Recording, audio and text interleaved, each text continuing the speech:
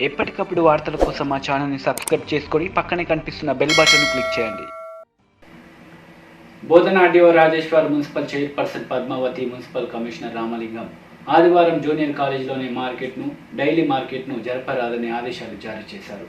నిజామాబాద్ జిల్లా Bodhan RDO Rajeshwar, municipal chairperson Padmavathi, municipal commissioner Ramalingam ఆదివారం junior కాలేజీలోని daily మార్కెట్ను జరపరాదని ఆదేశాలు జారీ చేశారు. కరోనా వైరస్ వేగంగా వ్యాప్తి చెందుతుండటంతో కొన్ని కఠిన నిర్ణయాలు తీసుకున్నట్లు వారు తెలిపారు. అందుకు ప్రజలందరూ సహకరించాలని కోరారు. నిబంధనలను ఎవరైనా అతిక్రమిస్తే కఠిన చర్యలు తీసుకుంటామని హెచ్చరించారు. ఈ కార్యక్రమంలో శానిటరీ ఇన్స్పెక్టర్ డి శంకర్, జవాన్ నెమ్లీ గాబ్రియల్, బోధన్ మున్సిపల్ అధికారులు, సిబ్బంది, కార్మికులు పాల్గొన్నారు.